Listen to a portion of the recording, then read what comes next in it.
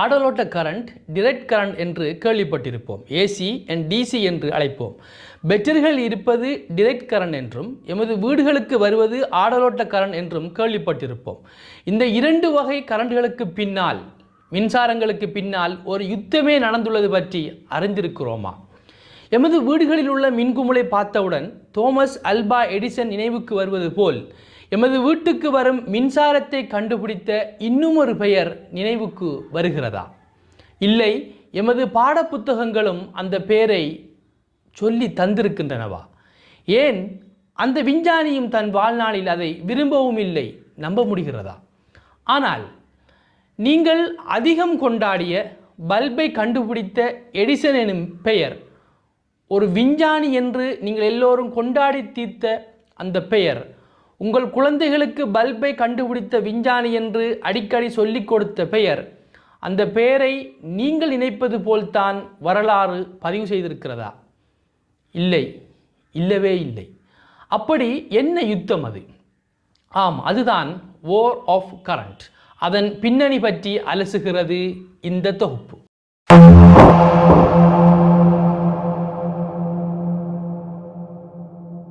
மின்சாரம் என்பதை இலகுவாக விளங்கிக் கொள்வது எப்படி?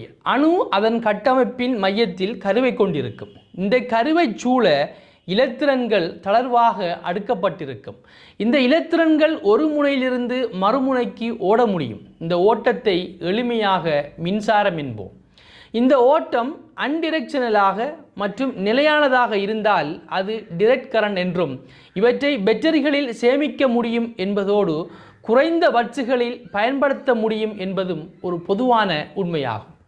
ஆனால் இவற்றை நீண்ட தூரத்துக்கு கொண்டு செல்லும் போது சக்தி இழப்பு அதிகமாக காணப்படும், அதாவது விரயமாகும். இது செலவு கூடியது மற்றும் வினைத்திறனற்றதும் கூட. ஆனால் ஏசி ஆடலோட்ட கரண்ட் எனும்போது இந்த ஓட்டம் குறித்த நேர இடைவெளியில் மட்டும் திசை மாறக்கூடியது, அதிக வட்ஸுகளில் பயன்படுத்த முடியும், நீண்ட தூரங்களுக்கு கொண்டு செல்ல முடியும். இதன்போது சக்தி இழப்பு குறைவானதாக காணப்படும். இது ஆடலோட்ட கரண்ட் ஏசி என்று நாம் பொதுவாக அழைத்தாலும் இதை இலகுவாக டிசியாக மாற்றப்பட முடியும் என்பதும் நாம் அறிந்தது. மேலும் கூடிய வட்ஸுகளிலிருந்து குறைந்த வட்ஸுக்கு இதை மாற்ற முடியும். இது உங்கள் வீடுகளில் மின்சாரம் விநியோகிக்கின்ற ஒரு முறையாகும். இப்போ இதுதான் விஷயம், இதுதான் அந்த யுத்தத்துக்கான அடிப்படை. இந்த இரண்டு வேறுபட்ட மின்சாரங்களும் ஒரே காலப்பகுதியில் இரண்டு வேறுபட்ட விஞ்ஞானிகளால் கண்டுபிடிக்கப்படுகின்றன. அதுவும் கைத்தொழில் துறை அதிகம் வளர்ச்சியடைந்து பல மின்சார சக்தி மையங்கள் அமைக்கப்பட வேண்டிய தேவை அதிகமான காலமாக அது காணப்பட்டது. நீண்ட தூரங்களுக்கு மின்சாரத்தை கொண்டு செல்ல வேண்டிய தேவை அதிகமாக உள்ள காலம் அது. இந்த நேரத்தில் இரண்டு கண்டுபிடிப்புகள், ஒன்று டிசி, இரண்டாவது ஏசி. டிசியை நீண்ட தூரத்துக்கு கொண்டு செல்வதில் பல பிரச்சனைகள், ஆனால் ஏசியை நீண்ட தூரத்துக்கு கொண்டு செல்ல முடியும். இங்குதான் யுத்தம் ஆரம்பம். எது ஜெயித்தது? யார் அந்த கண்டுபிடிப்பாளர்கள்? ஒரு கண்டுபிடிப்பாளர் எல்லோருக்கும் தெரிந்த பெயர் தோமஸ் அல்வா எடிசன். 1847 பிறக்கிறார், 1931 இறக்கிறார். இவர்தான் டிசியை டிரெக்ட் கரண்டை கண்டுபிடிக்கிறார். தான் கண்டுபிடித்ததை விற்பனை செய்ய முயற்சிக்கிறார். அதற்காக ஜேபி மோகன் எனும் வங்கித்துறை சம்பந்தப்பட்ட ஒரு வியாபாரியுடன் ஒப்பந்தம் போடுகிறார். ஜெனரல் எலக்ட்ரிக்கல் என்னும் கம்பெனி ஆரம்பமாகிறது. ஆனால் எடிசனுக்கு நன்றாக தெரியும் தான் கண்டுபிடித்தது நீண்ட தூரத்துக்கு கொண்டு போக முடியாது என்று.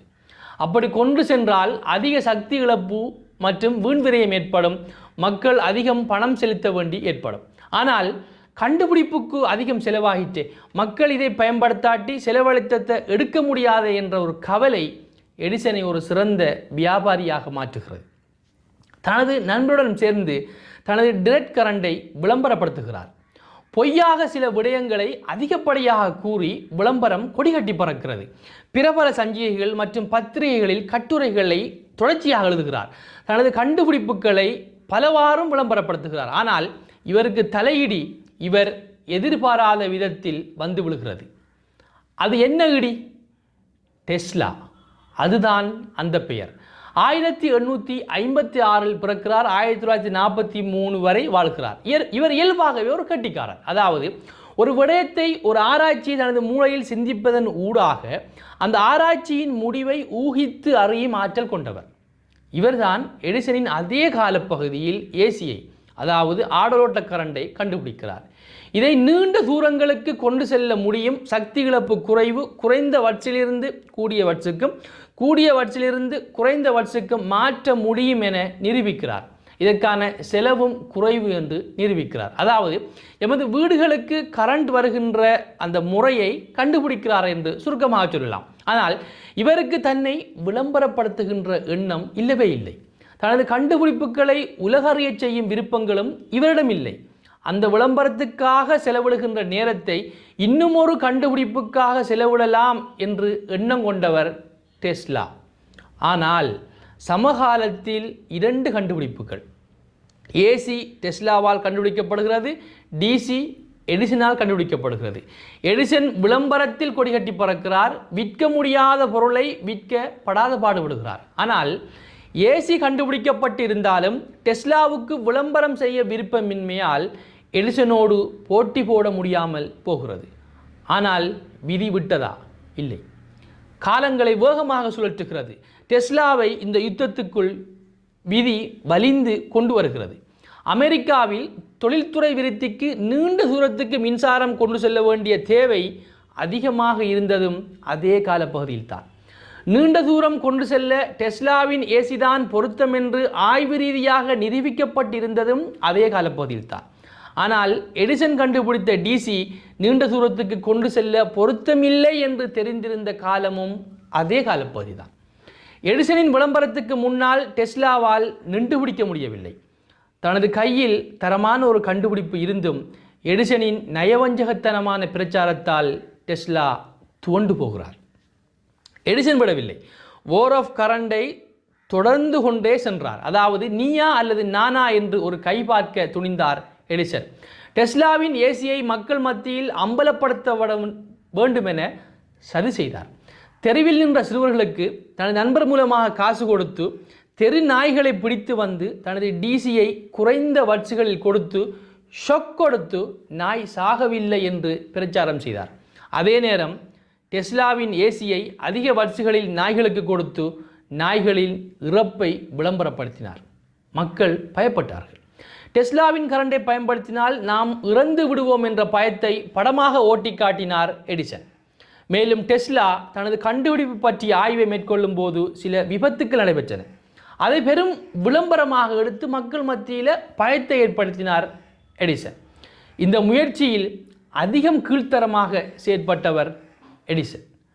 அதாவது தனது நண்பர் ஹரோல்ட் பிரவுன் மூலமாக அவருக்கு காசு கொடுத்து மின்சார கதிரையை கண்டுபிடித்து தனது பெயரை அந்த கண்டுபிடிப்புக்கு இட்டுக்கொண்டார் எடிசன்.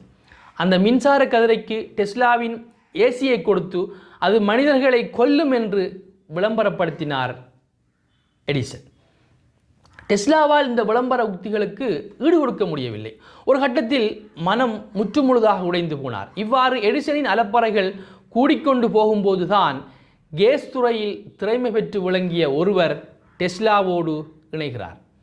அவர் வெஸ்டின் ஹவுஸ். இந்த வெஸ்டின் ஹவுஸ் வியாபாரத்தில் திறமை மிக்கவர் மட்டுமல்லாமல் ஏற்கனவே இந்த ஏசி பற்றிய ஆய்வுகளில் நாட்டம் உள்ளவர். இது சம்பந்தமாக ஈடுபாடுள்ள ஏனைய விஞ்ஞானிகளையும் இணைத்து கொண்டு டெஸ்லாவோடு ஒப்பந்தம் போட்டுக்கொள்கிறார். இப்போதான் யுத்தம் சூடுபிடிக்கிறது. வெஸ்டின் ஹவுஸ் டெஸ்லாவின் ஏசியை எவ்வாறு தூர இடங்களுக்கு கொண்டு செல்லலாம் என ஆராய பணம் செலவழிக்கிறார். கண்டுபிடிப்புகள் வெற்றியாக அமைகின்றன. வெஸ்டின் ஹவுஸ் எலக்ட்ரிக் கம்பெனி வெற்றிகரமாக இயங்குகிறது. பல கண்ட்ராக்டுகள் கிடைக்கின்றன. 1893 நயகரா வாட்டர்ஃபால்ஸ் எலக்ட்ரிக் இன்ஸ்டாலேஷனுக்கு கண்ட்ராக்ட் கிடைக்கிறது.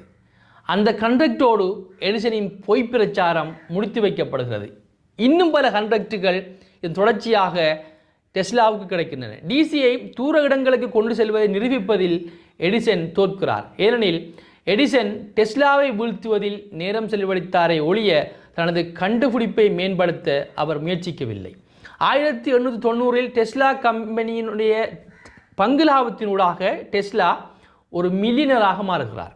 இது பற்றி டெஸ்லா பின்னாளில் சொல்லும்போது வெஸ்டின் ஹவுஸ் எடிசனின் அநீதியை முறியடித்து மேலும் எடிசனின் பணத்துக்கு எதிராக போரிட்டு இந்த வார் ஆஃப் கரண்டில் வெற்றி பெற்றார் என்று புகழாரம் சூட்டினார் வெஸ்டின் ஹவுஸை. 1914 வெஸ்டின் ஹவுஸ் இறக்கிறார். ஆனால் 1911 எந்த எடிசன் எதிர்த்தாரோ அதே எடிசனின் பெயரால் வழங்கப்படும் அமெரிக்காவில் இன்ஜினியரிங் துறையில் வழங்கப்படும் அதி உயர் அவார்டையும் வெஸ்டின் ஹவுஸ் அந்த கம்பெனி பெற்றுக்கொள்கிறது. இந்த வெற்றியை டெஸ்லா விரும்பினாரா? இல்லை, அவர் ஒருபோதும் இந்த வெற்றியை விரும்பவே இல்லை. இந்த வெற்றியின் பின் அவர் அவரின் ஏனைய ஆராய்ச்சியின் பக்கம் சென்று விட்டார். ஒரு கட்டத்தில் வெஸ்டின் ஹவுஸ் எலக்ட்ரிக் கம்பெனி நிதி பற்றாக்குறையால் தடுமாறும் போது தனக்கு வரவேண்டிய பங்கு லாபத்தை கூட வேணாம் என்று உதறி தள்ளியவர்தான் டெஸ்லா. இந்த வார் ஆஃப் கரண்டில் தோற்ற எடிசன் இறுதியில் வெஸ்டின் ஹவுஸ் கம்பெனியில் ஏசிக்கான பெட்டன்ட் கேட்டு விண்ணப்பித்து அதை பெற்றுக்கொண்டார் என்பதுதான் வரலாறு. இருந்தும் எடிசன் ஏனையோரின் கண்டுபிடிப்புகளை எடுத்து சற்று மாற்றம் செய்து தனது பெயரில் பெட்டன்ட் வைத்து கொண்டார். மேலும் அதை வைத்து உழைத்து பின்னாளில் மில்லியனராக மாறினார். பின்னாளில் 1912 தெருவிளக்கு சம்பந்தப்பட்ட ஆராய்ச்சியில் சோலார் கண்டுபிடித்ததற்காக நில்ஸ் கெஸ்டட் என்பவருக்கு நோபல் பரிசு வழங்கப்பட்டது. இது ஒரு மைனர் இன்வென்ஷன்.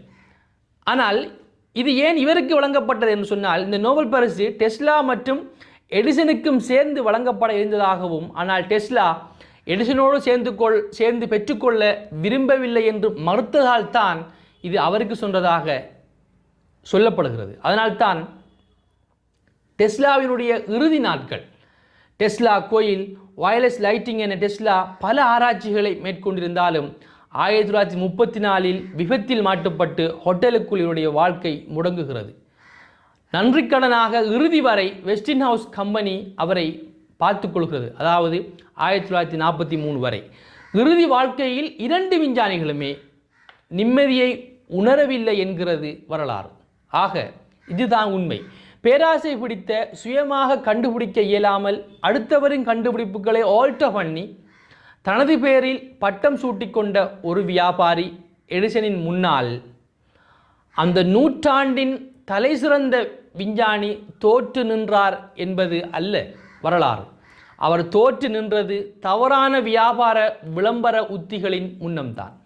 பின்னாளில் அவர் வார் ஆஃப் கரண்டில் வென்றதும் நேர்மையான வியாபார உத்திகளை கொண்ட வெஸ்டின் ஹவுஸுடன் கூட்டு சேர்ந்ததால் தான். ஆக என்னதான் விஞ்ஞானியாக இருந்தாலும் நீங்கள் மோதுவது வியாபாரியோடு என்றால் உங்கள் கூடவும் வியாபாரம் நுட்பம் தெரிந்தோர் இருக்க வேண்டும். அவ்வாறு இல்லையெனில் எடிசன் போன்ற வியாபாரிகள் வெல்வார்கள். இன்று வரை இந்த உலகம் அவர்களை தூக்கி பிடித்து கொண்டாடும். டெஸ்லாவுக்கு நடந்தது உங்களுக்கும் நடக்கும். டெஸ்லாவுக்கும் வெஸ்டின் ஹவுஸ் வந்தது போல் உங்களுக்கும் யாரோ ஒருவர் வரணும். வரலாற்றில் டெஸ்லா எலக்ட்ரிக் கார்கள் மூலமாக மீண்டும் எழுந்து வருகிறார். காலம் டெஸ்லாவுக்கு எழுதிய பிளான் பி அது. இன்னும் ஒரு செய்தியும் அதன் பின்னணியில் உள்ள பிளான் பி பற்றியும் அலசுவோம் அடுத்த தொகுப்பில்.